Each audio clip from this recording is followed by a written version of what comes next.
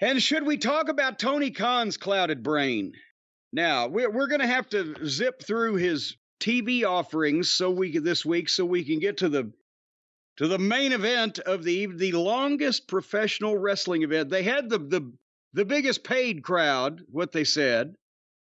And they've had a number of other firsts or records, but this is like the longest pro wrestling event of all time, right? Certainly. No. There can't have been it. You had to time it with a calendar. It was a. All right, before we get there, since we got to go back and bring you up to how we got there, should we talk about AEW Dynamite from this past Wednesday? I wanted to recognize some things, both positive and negative. I'm not going to give you the details of the whole goddamn show, but there's some questions I've got to ask and a couple of things I've got to utter. You saw that now the new AEW concussion champion, Felix, said, fuck it. I'm just going to fucking drop Moxley on his head over and over until he gives up that belt last week. So now he's in the opening match defending the belt that he's not supposed to have against Jeff Jarrett, who, if ever the Booker of the Year sat down and said, what can be a great match? Oh, God. It's like... So, by the way, Karen Jarrett looks great for her age. I'm sorry, I've known her since way back when. But it looks like he's got half the locker room out there. And again, Zippy just looks lost. If they were going to make any money with that giant, wouldn't they have been able to figure out a way by now? Because the more you see him now that he doesn't ever do anything, it's like, look at that fucking head on that large fellow and how misshapen it is. Anyway, this is... Remember, we've talked about the producer's job, whether agent or producer, or whatever they call it, what their job is supposed to be. And we maybe haven't talked about how the guys can help them do that job. But the match started. Actually, the match didn't start because they goddamn had to do this first before they could ring the bell. But the very first thing is, as the heels are coming down the aisle and they get to ringside, old Felix dives over the top rope or off the top rope or whatever onto everybody on the floor, and the camera was focusing the handheld on the floor in a close-up of the heels to the point where it just looks like he just dropped in out of the ceiling, like one of those fucking surveillance videos where the guy's trying to break in and he falls through the ceiling of the fucking convenience store. And the job of the producer, and I don't know whether they're being allowed to do the real jobs of producers over there, and I don't know whether the talent is working with them to inform them. What now? I was going to say, would Jeff Jarrett have a producer? Well, yes. Because Jeff Jarrett can't be in the truck while he's in the ring, can he? Well, I guess I was thinking more of an agent. You're right. Agent, producer, whatever. There is a bridge between the technical crew and the wrestling roster.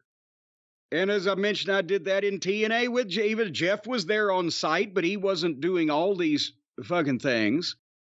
You have to have different people. Even if Jeff is calling the match and setting the match up, the producer or the agent should be there to know, okay, here's what's going to happen. Because then that guy during that match goes and sits in the truck because the director is looking at 20 matches that night over 3 or 4 hours with these people, right? It's if you tell him ahead of time, foot by foot and step by step, what's going to happen, he ain't going to remember all that shit. And he's directing. So the producer is there either over his shoulder or in the fucking communication system telling him, watch for a dive. Felix is going to dive, or get a wide shot. They're going to do the group fucking circle jerk around the ring or whatever's coming up. if it's not something that should be covered by the hard camera and by the handhelds that are focused on the ring, like when Felix and his fucking goofy brother, they did it in MLW. They've done it. I've seen them in Ring of Honor or in AEW here, Ring of Honor shows, whatever. They do this all the time in multiple promotions. They'll do that goofy double foot stomp, double arm spike pile driver thing to a fucking guy as their finish. And then as the one guy's covering, the other guy will jump up, hit the far ropes, run back across the ring, dive through the ropes, and tackle somebody on the floor that just happens to be standing there. And no television director in the history of television would catch that unless they knew it was coming, because it doesn't make any fucking sense. And I've seen in MLW, they missed the finish like 2 different TVs because they're trying to follow the dive suddenly and and the people miss it too. Point is, the producer's job, if the talent is telling them and if they know what the fuck they're doing in the truck, is to, and you see this throughout the programs, that everybody's just doing this crazy ass shit. And you can tell when they've actually told somebody they were going to do it and they shoot it versus when they just went crazy and just ran and dove somewhere and they have to do a replay because they missed it.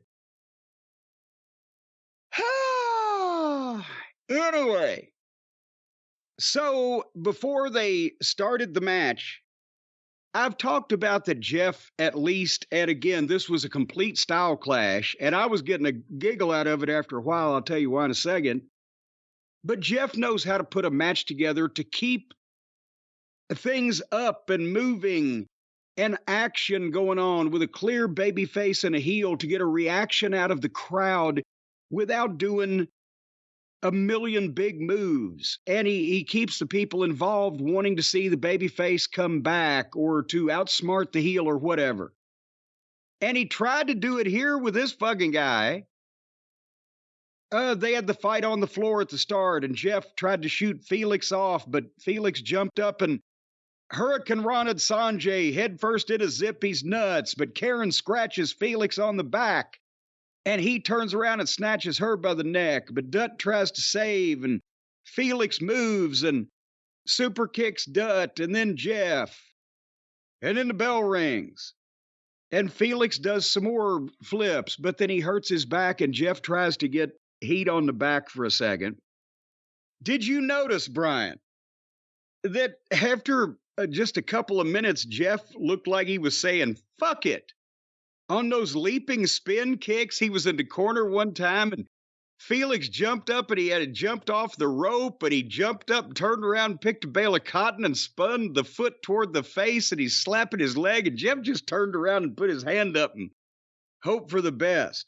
And within, a couple of seconds, I guess maybe they went to break right there. And by the time they came back from the break, Jeff had a mouse over his fucking eye that was bleeding slightly. And I'm thinking, again, it's hard to work with one of these guys. You don't know what the fuck direction this stupid, goofy, nonsensical shit's coming from. And so anyway, if Felix, again, Jeff tried to make him the baby face, have him fight back from underneath. He was trying to be there for it, but Felix's timing is shit because that's making a fiery baby face comeback without gymnastics apparently is a foreign language. He's a hell of a high diver, but he cannot waltz gracefully. And then Aubrey Ed jumped up on her hind legs and shoved Karen down on the floor and got a big pop. And Karen sold it like she was been trampled. And then Jeff nutshotted Felix while Sanjay had distracted Aubrey because she wasn't wearing blinders. So she immediately went to him, and Jeff nutshots Felix and then small packages him and gets a 2 count.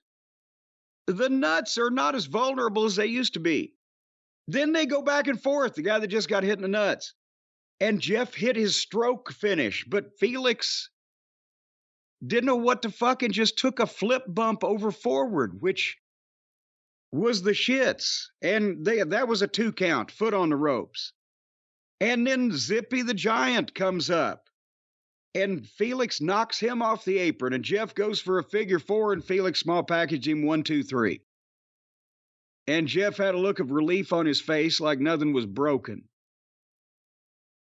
Why does Tony put these things together? I know they try to make the best out of it, but how was that ever going to be good? It was completely a style clash.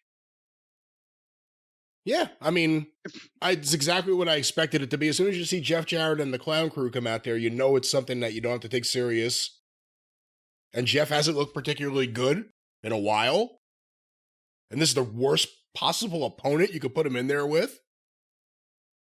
And apparently, did he get hurt again? And to be fair, the opponent was coming off fucking winning an unscheduled title by dropping the fucking top babyface on his head. Or top heel. What is Moxley? A babyface because he's a heel? He's both. Did he get hurt again in this match, Phoenix? Because apparently he also got hurt in the Moxley match. And then I think I heard he got hurt again. That's why they did the thing at the pay-per-view where they had a reason to usher him out. I don't know, because he was in the 4-way tag that I was able to skip several illnesses at the same time. So I don't know what they did in it, nor do I care. But Jesus Christ. Jesus Christ. So then MJF and Adam Cole decided they would do a romantic buddy comedy video on MJF's father's boat. And what again, because this is so preposterous, even though they're playing it straight, but nobody would say these things or act like this or do these things, especially in front of a fucking camera. It's become a mini television program. When MJF says, hey, now, Adam, about you being on the phone with Roddy and not coming out for my match. You know, what's that all about? Well, he needed me. Well, let me get you another beer. And the camera sees MJF pull the ring out, put it on his fist, and standing behind Adam Cole, when Adam Cole suddenly asks him, hey, Max, you didn't bring me out here to hit me with the ring and throw me overboard, did you? And then MJF takes the ring off and sticks it back in his pocket. Well, no, of course. And Adam tries to explain to MJF that part of friendship is having more than one friend. We've all become 12 years old mentally. Why is this? If the idea that one of them might turn on the other one would be accentuated if you believed that this was actually taking place and that they actually were friends and committed to each other, rather than dramatic renditions every week of these goofy fake videos that are obviously produced and everybody's cooperating.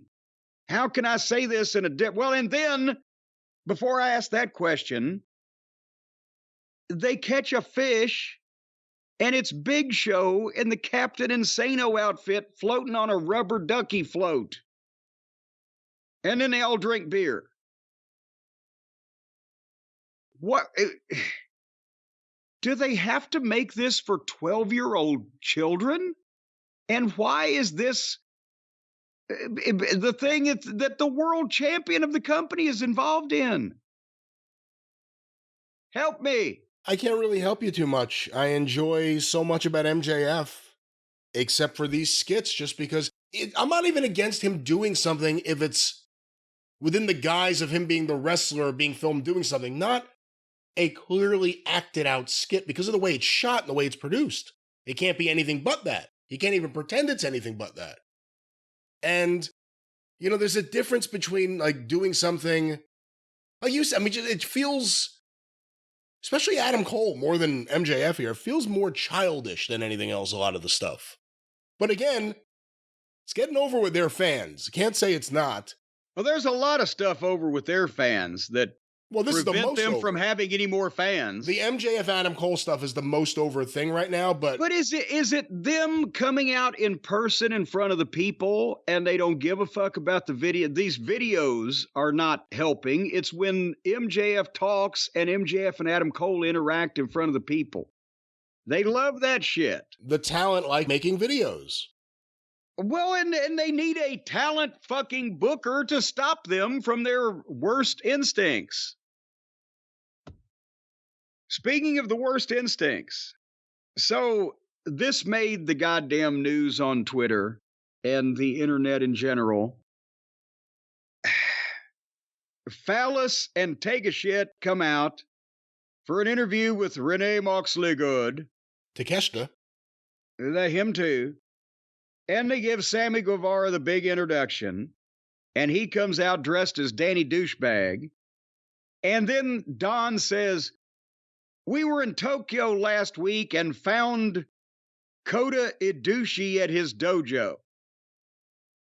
Well, what they also found was an amazing ability to not even remotely pretend that their shit is in any way real, because not only was this was one of the fakest things I've ever seen, but this is what made, remember the promo, the little teaser that Don Phallus and our friend Take did when we're in Tokyo and we're looking for Kota Ibushi, where they find him here. Kenny Olivier was the one that was shooting it with his iPhone. There's a picture on the internet of Kenny holding the phone up, shooting the promo with his mortal enemies, talking about going to find his best friend and fucking do mayhem. And they're in the middle of a crowded street in Tokyo. And the only thing why it didn't really break kayfabe there, it just the picture did here, was because nobody on the fucking general street in Tokyo or anywhere else knows who any of these fucking people are. But one guy took a fucking picture and spreads it around the fucking world. But it's what a do-it-yourself goddamn. Hey, in Smoky Mountain Wrestling, when I was running the camera, there was no fucking people around. So anyway, they found Kota at his dojo, which was a plywood room barely big enough for a ring to be stuck in it. Why were the walls plywood? They can't afford drywall in Japan? Plywood's more expensive than drywall. Maybe that's why they want it. Maybe they want something other than drywall. Well, it looked like shit. It looked like they were wrestling in a goddamn birdhouse. But anyway, they do a fake shoot angle where they beat up the random guy that's there that's not Kota Ibushi. And then that means that Kota rolls in. And then they did. What were they trying to do here? Is it fake fighting? Is it fake grappling? How was this supposed to look? It neither looked real nor like what you would do in a fight. It was an odd hybrid of grappling, sparring, and whatever. And then every once in a while, Kota would some reason turn his back on him so they could take over on him. Like you do that regularly in a fight. This guy's still on me, but I'm going to turn around and check on the guy that's down. And then they finally hit him with a fake dumbbell, a fake shot in the fucking head, and got some more fake heat. Did I mention this all looked fake? How fake did it look to you?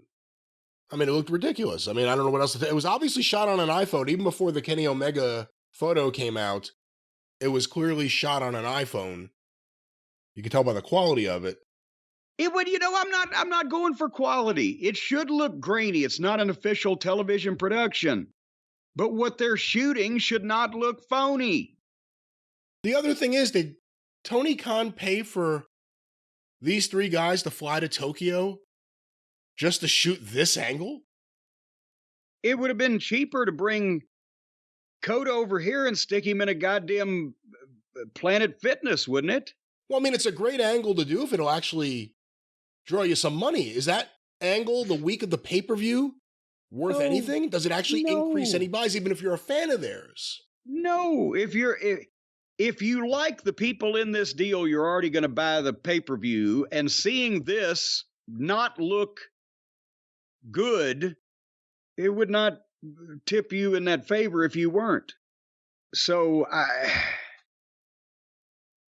and then, Sammy did the promo about Jericho holding him back, and that was that thing. And briefly moving on, then we got Wheeler Useless coming in to confront Ricky Starks in the back and telling him off in a very nerdish manner. And the challenge for the match at the pay-per-view. So this is Wednesday night. They added a match between Starks and Wheeler Useless for Sunday, 4 days away. And don't worry, that won't be the last one.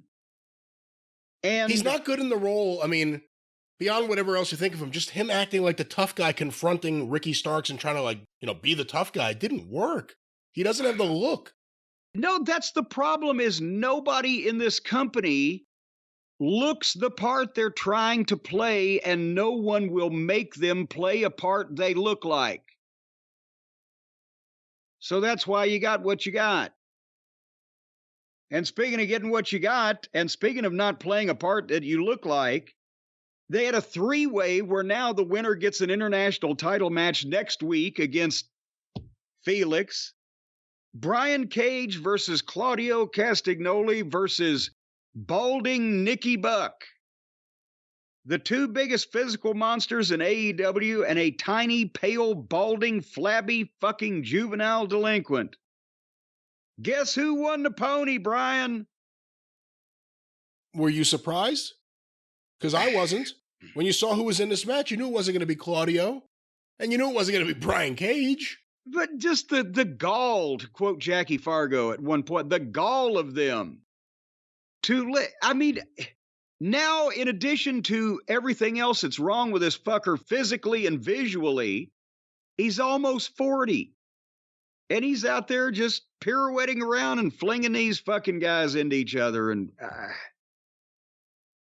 so meanwhile, we don't get AEW world title matches anymore because MJF is defending the prestigious Ring of Honor tag titles by himself. But the mascot title is on display every week now. Okay, what do you think about... And in the last 2 weeks, we've seen the Young Bucks get the Ring of Honor 6-man titles with Hangman Page, win a tag title match, continuing the FTR series, and now Nick Jackson gets a singles title match. So, they can't... They can't... And now, as we'll find out, the Buckaroos are in line for a tag team title shot. So can they have a 6-man set of belts, a tag team set of belts, and one of them have a singles belt? Will they allow that to happen? Will they ignore the fact that the Bucks are less over than ever before? The reaction they got at the pay-per-view was quite telling, I thought. But we'll get there. We'll get there. And as I was going to ask, what do you think about the Righteous videos? You tell me. Well, again, I don't want to do too much spoiler stuff here. I mean, well, anyone who's listening to this is going to hear that.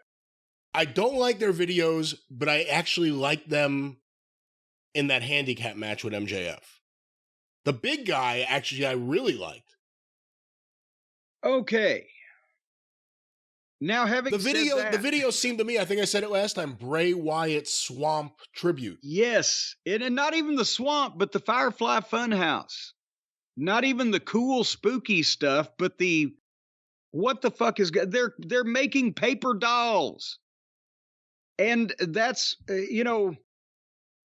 you can't describe what they're doing on these videos. It doesn't make sense, and it looks fairly visually ridiculous. And by the way, Vinny. I won't reveal his real name. He's Italian. I can't pronounce it anyway. But he came to one of our Ring of Honor camps back in 2011, I think. And he's a fine young man.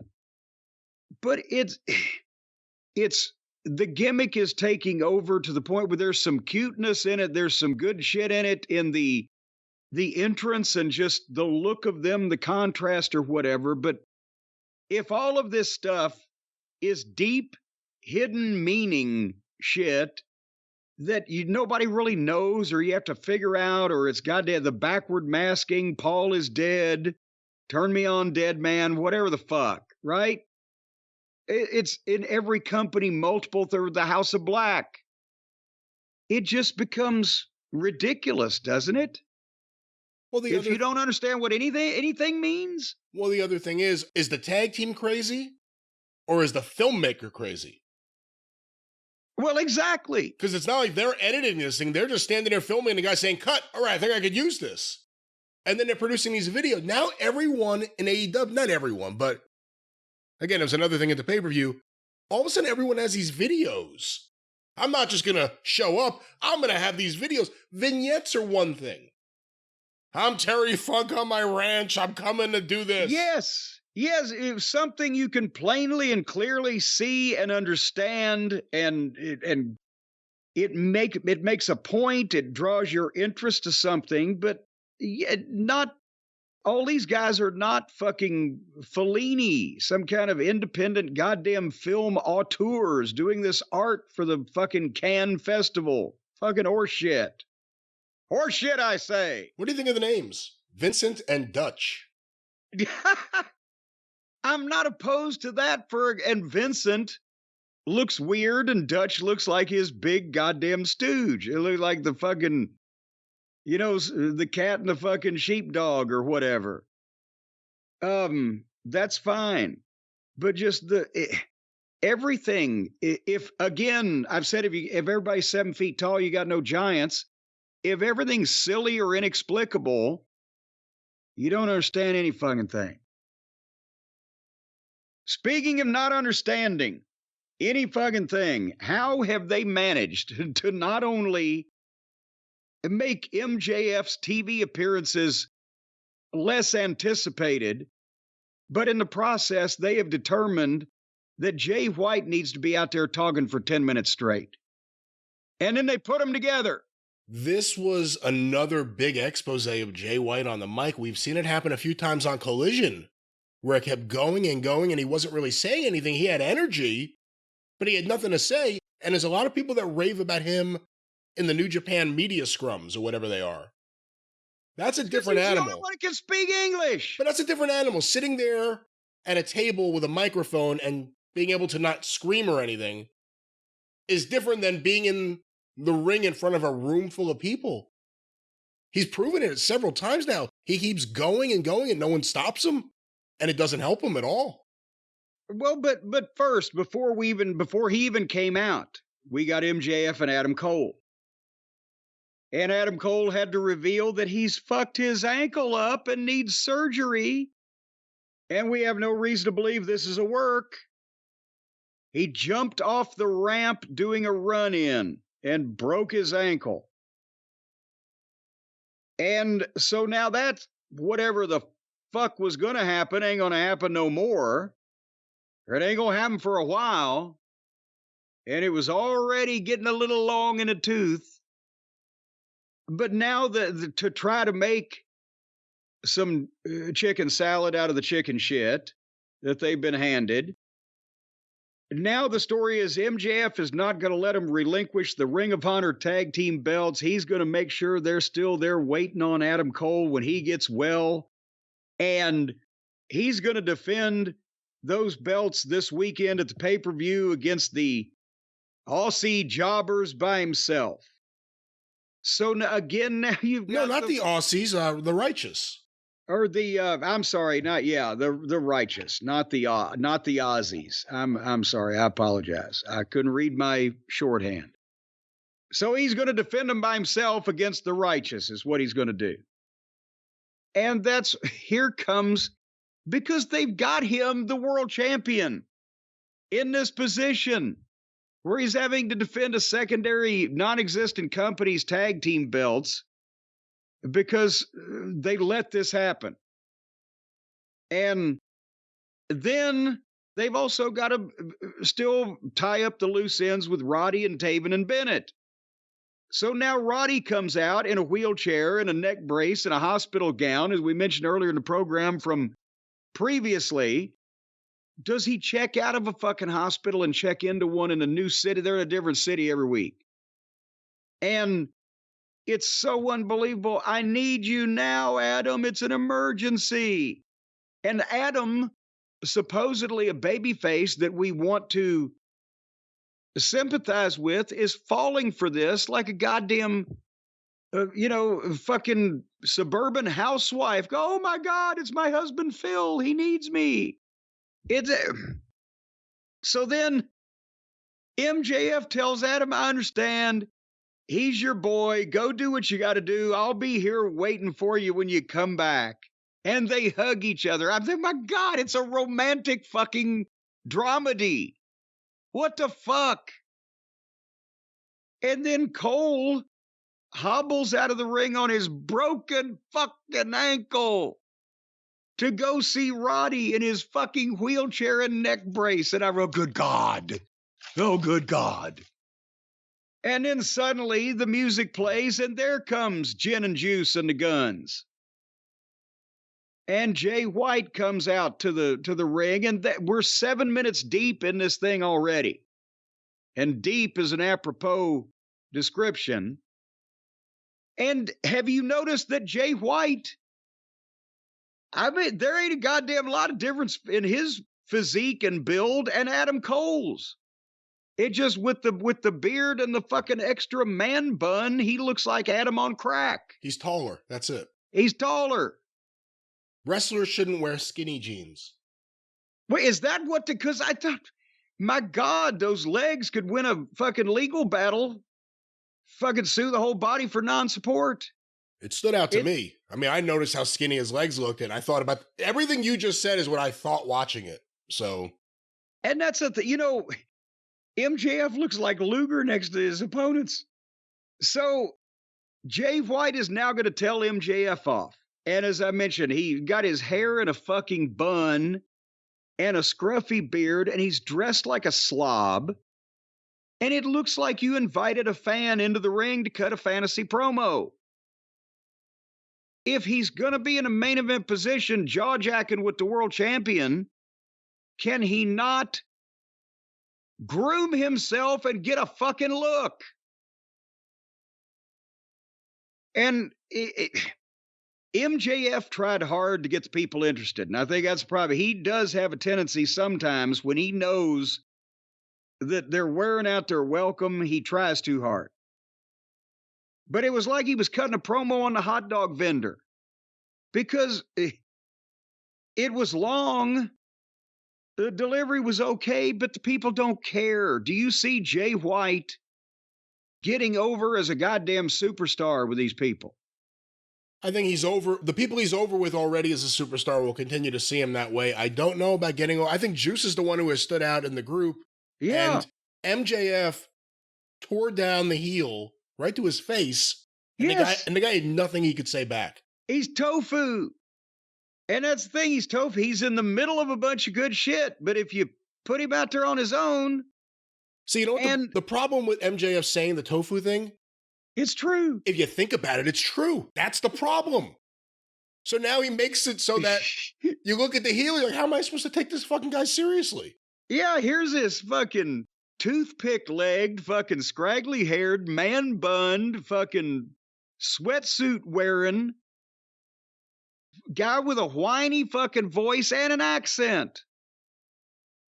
And the American audience doesn't like whiny people with accents. And I don't mean in a heelish don't like way. I mean, he sounds like he's trying to convince himself and everybody else at the same time. And he's saying a lot of words. Well, the joke on the Twitter, thank you, first name bunch of numbers. We ought to call him Jay, a lot of words. He's saying them vehemently, but dang. And so, but basically, MJF told him off and tore him down first, and then Jay White started.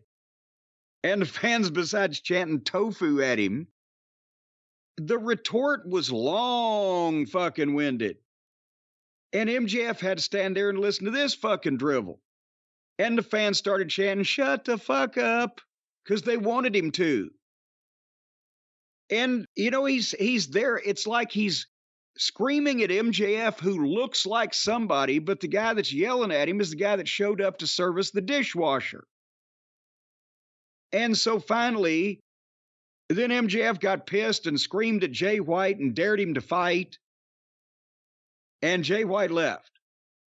And that was the end of that. 21 minutes long from start to finish with no breaks of what we just said. Yeah, again, it was a bad expose of Jay White and no one can compete with MJF in there on the mic. I mean, Punk was pretty good, but it's hard to do that. MJF's really good. And him as a babyface tore the heel down, and the heel couldn't say anything. And it's one thing to be in a room doing a promo. It's another thing to be in an arena and having to actually go back and forth with someone. Jay White has not shown an ability to be able to do that yet. We'll see what happens. Well, and it didn't even really go back and forth. MJF did his thing. The other guy stands there and listens, and then Jay White does his thing.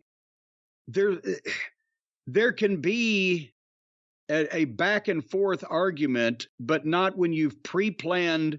And MJF, I'm sure, can do it with anybody, but not when you've pre-planned your cues to speak and the things you're going to say and blah, blah, blah. And Jay White don't need to be jumping into that fucking pool. Anyway, the pool that I did not jump into was the four-way. One guy from each team in the four-way on the pay-per-view that will determine the number one contenders to the AEW Tag Team title, with Pockets versus Penthouse versus One of the Guns versus Matty Buckaroo. And the pony winner in this one was Tony's boy Pockets. Did I miss anything? No. Very good. And Julia Hart versus Willow. Brian, let me bring this thought that I had in my head up to you. Uh-oh. Well, no, not that one. Julia Hart, she looks like a star. She's got a great look, right?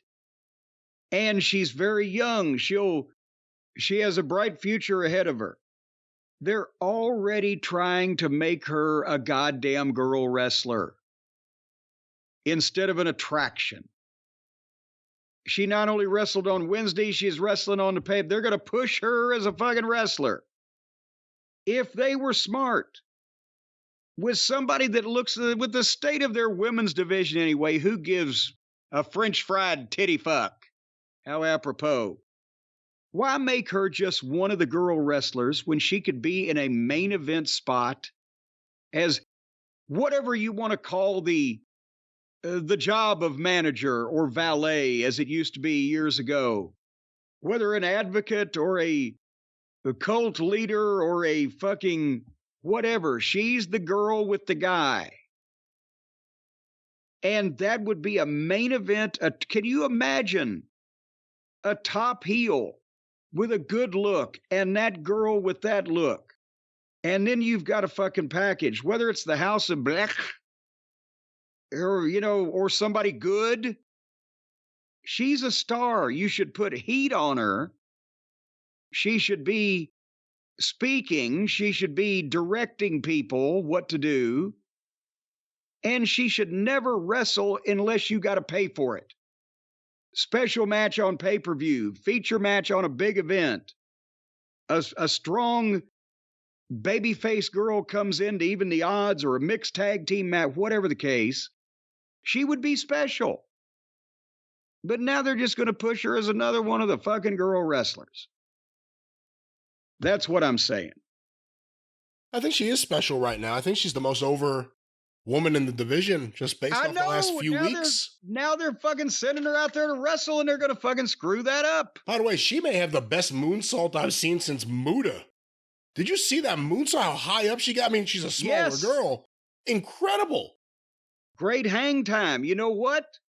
Instead of fucking wrestling the other girls and the Willows of the world and hitting that moonsault, She ought to goddamn be up there and hitting that moonsault on fucking MJF when her goddamn man has laid him out and she is fucking rubbing salt in the wounds. And on pay-per-view, then if MJF beats her guy, that he gets to moonsault her or something. Yeah, I don't know about that.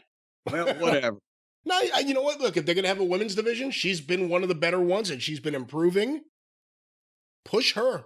Get rid of some of the other people who have names, but they don't mean as much to the AEW fan. Julia Hart, the AEW fans are getting behind her. Part of the reason is she's theirs.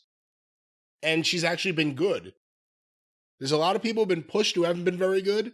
Yeah. And there's a lot of people who have been signed who aren't very good.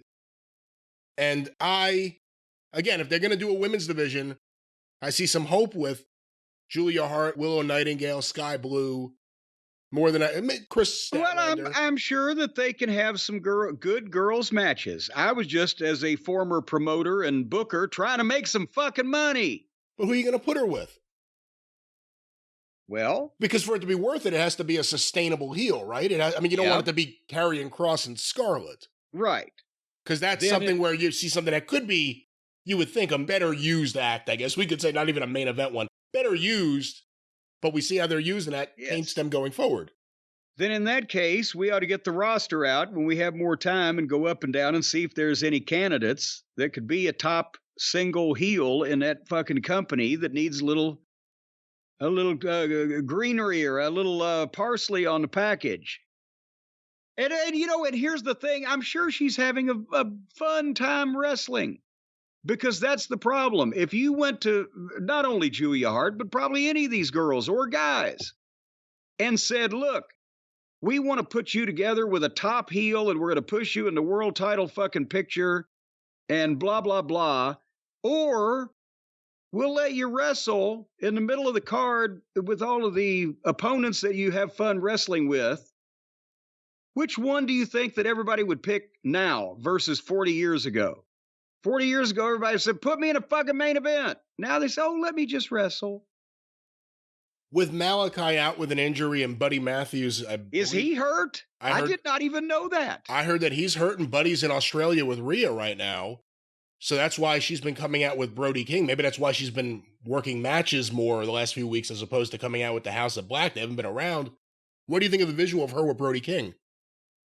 Well, you just buried the lead. Buddy needs something. Brody, is it tough to do though? He's all right. Is it tough with Buddy that this specific he's already example, been there though? It wouldn't go anywhere because he's been there. Well, plus everyone knows he's with Rhea. So if you put a girl manager or valet or whatever it is, as opposed to all the other girl managers and valets, if you put a girl manager, or if several people and a woman, that's right. I didn't say they had to be fucking. Although, you know what? Can you imagine what kind of a stir it would make if they came out and admitted that they were fucking around? And what's she going to do about it? I dare her to come down here. But nevertheless, I'm saying, point is, Buddy... She's fucking Dominic. Look what I got. Well, there you go. But Buddy's a talent, but he has the worst name ever, and he's stuck in this group, and... he's been there, so you can't really just change his name and put him with somebody else, and it's not going to mean anything. Unfortunately, they blew that by not figuring out that they could probably do something with that fucking guy if he didn't have the name of a fucking pet dog and, was stuck as the middle guy in the group of tattooed guys. Anyway. Did you actually watch the match, though? No. It was good. Good. So they were down to the last 10 minutes of the program, which now their main events are contract signings. But instead of John Cena versus whoever or The Rock coming out to do 10 minutes, they had Swerve Strickland and Hangnail Page for the 10-minute main event spot. And their contract signing for the pay-per-view match on Sunday. And that's why I wrote, are these shows all the same from every company? You can write down the 5 or 6 things. You're going to see a fucking contract signing main event. Somebody's going to get jumped backstage. A piece of furniture is going to be broken. Whatever the fuck. And Hangnail came out at that point I don't know if this was a where were they? They were in Seattle for the pay-per-view. Where were they on this one? They were out west somewhere, Colorado. That's right. I don't know whether it would have been a Punk crowd or a Buckaroo crowd or whose crowd it was, but it wasn't Hangnail Page's crowd. They just sat there when he wandered out. And again, Swerve looks like somebody, and he can talk. And honestly, even in Colorado, which is not his hometown, the fans seemed a little bit more like they were behind Swerve than Hangnail. And because Swerve's cool. What's cool about Hangman Page? He looks like the guy who brings your pizza in a fucking beat up Opel Kadett. And so explain what? Well, I mean, it could be a brand new one. You still get your pizza, but he put on his dramatic voice, and once again, he has come up with, Page I'm talking about, a long-winded, dramatic promo with hidden meaning to talk about the black cloud that's been hanging over his head, mainly CM Punk, telling him he was a fucking empty-headed dipshit that never done anything in the business, and if he needed choked out, he'd be happy to oblige. And so now Page doesn't have to be scared anymore to come to work because Punk is gone, but he's trying to do the goddamn double meaning shoot promo, and he can't. He's not good enough with words. He can't do it. You end up not understanding either one. It's just vague references to shit that he never comes out and says. And if he's got a black cloud over his head that he couldn't get rid of, it's a ghost of Toots Mondt haunting him, as far as I'm concerned, because he is the most fucking feeble excuse for a top babyface that with his wishy-washy mush mouth, fucking flowery jeans and goddamn lawnmowers and friends in the dork order and the whole 9 yards. They have bungled this fucking guy since the start, and come to find out it wasn't against his will because he doesn't know what he's doing either.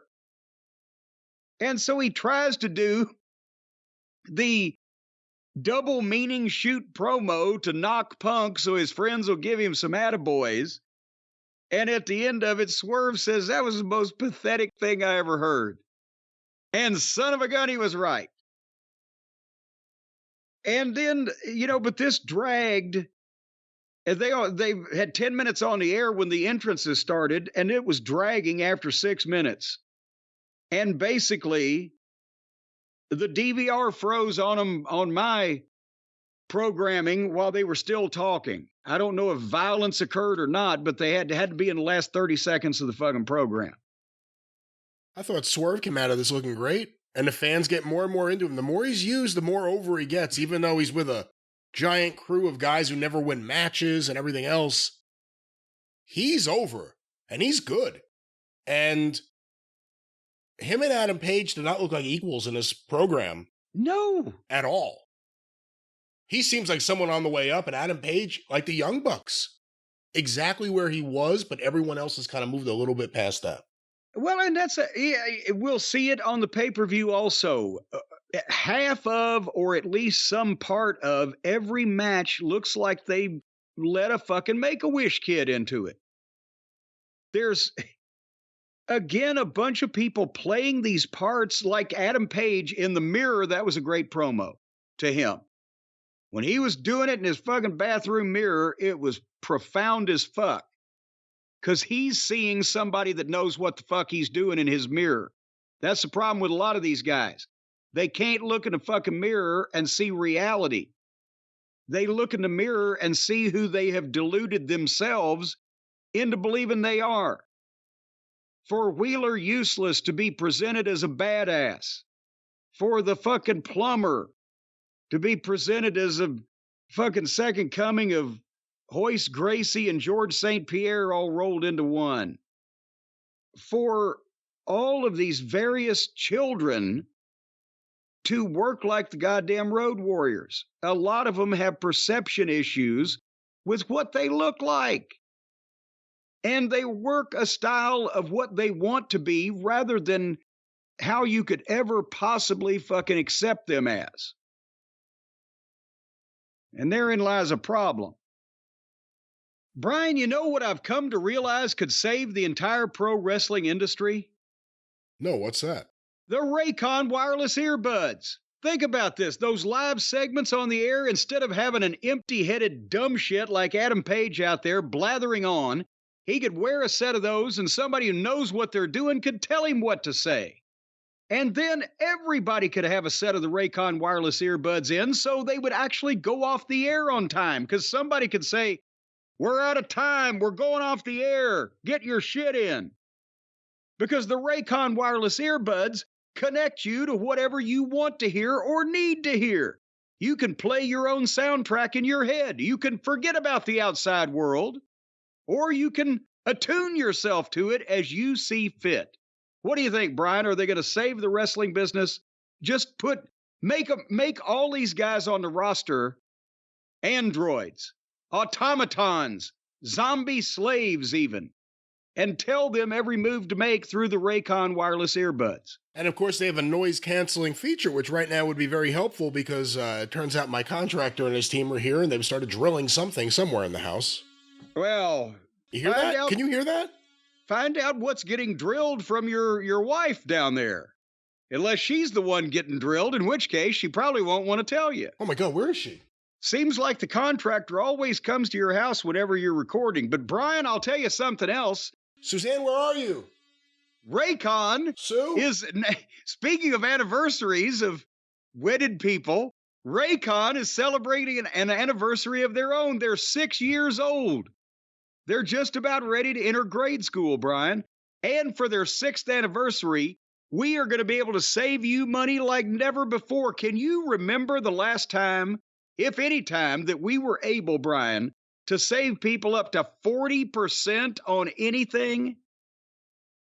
No.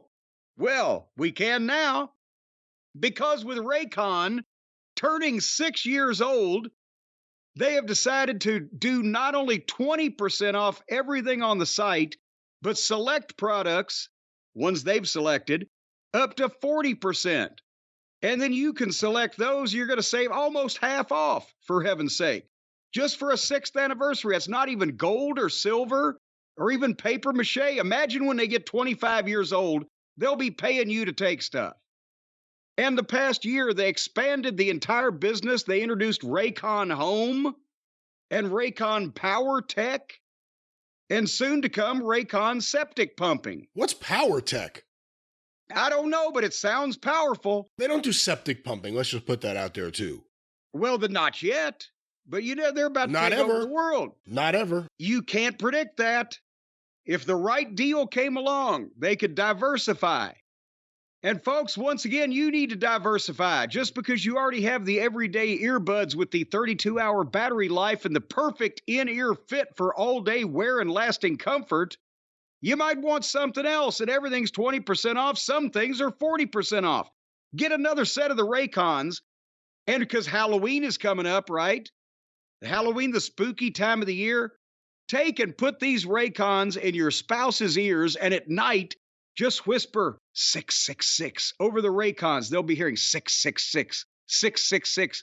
They'll wake up scared shitless.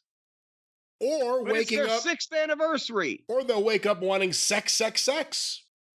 Well, that's only if you've got Kenny McIntosh's Scottish accent.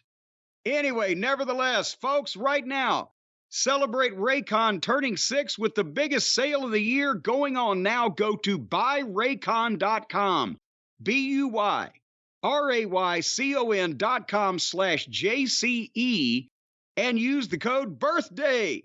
They say it's your birthday. Da-na-na-na-na-na. With the code BIRTHDAY, you're going to get 20 to 40% off site-wide. BuyRaycon.com/JCE. 20 to 40% off site-wide right now with the code BIRTHDAY. What about you there, birthday boy? It's not my birthday. Well, you could lie and get presents. I don't like to lie to people. I don't need presents. You know, really, I've lied all the time about I don't have a birthday every year. Really? I was born on leap year at the stroke of noon, so they couldn't decide morning, night, what time or what day. So I just have a birthday every 4 years. I'm really only 21. Or no, I'd be 16. I'm the third two safe. No, I'd be 11. Well, nevertheless. Nevertheless. Buy Raycon.com/JCE code birthday. Now that that's over, did anybody watch that program that we talked about here a few minutes ago on Wednesday night, the AEW Dynamite? Anybody watch it this week? Oh, yeah, a bunch of people watched it. AEW Dynamite on September 27th was watched by 855,000 viewers. So have they got the exact same people every week chained to their Barca loungers? It's the same number everywhere, and then they get the extra 100,000 if they do the big spectacular event at a stadium. It's the same thing every week. That it is. Well, somewhat the same thing. But I mean, there used to be variation, fluctuation. Smackdown is going from 2.1 million to 2.7 or 8 million, depending on The Rock or Cena. And other programs fluctuate from week to week. They're right there. All right, go ahead. Well, let's try to do this. And again, remember, I'm under the weather, so I'm going to do my best to actually read any of this. 8 to 8:15 p.m., segment 1, quarter 1. I'm already messing up. Ray Phoenix versus Jeff Jarrett with picture-in-picture. Obviously, they were messing up too. Yeah. 923,000 viewers. Okay. Starting out like that, unless they go drastically upwards, they shouldn't lose an incredible amount, according to their average. Go ahead. Quarter 2, 8:15, 8:30 p.m., the MJF Adam Cole Big Show boat segment. An ad break. Callis, Sammy, and Takeshita live promo with Tokyo footage. And Ricky Stark's We Are Yuta confrontation. 843,000 viewers. Ouch. Okay, so they got to go back up. They just didn't like what they saw there. 80,000 people in the first 15 minutes. Go ahead. Quarter 3, 8:30 to 8:45 p.m. Nick Jackson versus Brian Cage versus Claudio Castagnoli with picture-in-picture. And a video for The Righteous. 907,000 viewers. Okay, so should the people in quarter 2 take that personally? They just said, fuck that. We'll come back in 15 minutes. I think quarter 2 is usually a reflection of quarter 1. And I think that's a large part of it because MJF usually doesn't drag things down even if he's doing his comedy segments. But quarter 4, 8:45 to 9 p.m., an ad break, and MJF and Adam Cole and Roddy Strong's live promo going into MJF and Jay White beginning their live promo, 904,000 viewers. Okay, so again, so far the lowest rated quarter hour has been the comedy buddy video they did rather than their live appearance, MJF and Adam Cole. Quarter 5, the big 9 o'clock hour, 9 to 9:15 p.m., continuation of MJF and MJF and Jay White's live promo, as well as the Christian Darby Allin promo with Jim Ross in the back. You didn't even mention that one. 943,000 viewers. Holy shit. Well, there you go. The magic of it. And they were talking and talking and talking. So people are just going to wait to see what MJF is going to do, apparently. That's what it seems like, and then we'll see what they do after that. I was about to say, now we appear to be headed for the precipice with these numbers. Quarter 6, 9:15 to 9:30 p.m., Orange Cassidy versus Austin Gunn versus Matt Jackson versus Penta El Zero Miedo. We may have found the precipice. With picture-in-picture twice, 813,000 viewers. Ouch! 130,000 people said, okay, we're done here. Check, please. Yeah, and also, by the way, quarter 5, the high point, that was also the high point in the key demo, and then that dropped off a bit going into this quarter. But quarter 7, 9:30 to 9:45 p.m., an ad break, Julia Hart versus Willow Nightingale with picture-in-picture, and the post-match angle with Chris Statlander, 759,000 viewers. Youch. Okay, there went another 54. So that means from quarter 5 to quarter 7, they lost 184,000 people. And finally, quarter 8, and by the way, I should mention these were compiled by WrestleNomics. Quarter 8, 9:45 to 10 p.m., an ad break, and the Swerve Strickland Adam Page contract signing, 753,000 viewers. Oh! And 6,000 more. So, basic 190,000. They lost 2, 4, 6, 8. They lost 22% of what they started with. And if you want to go with the high point, which was MJF in quarter 5, they lost goddamn almost 25% of the audience from quarter 5 to quarter 8. Oh, well. There you have it. Well, there you have it, AEW Dynamite.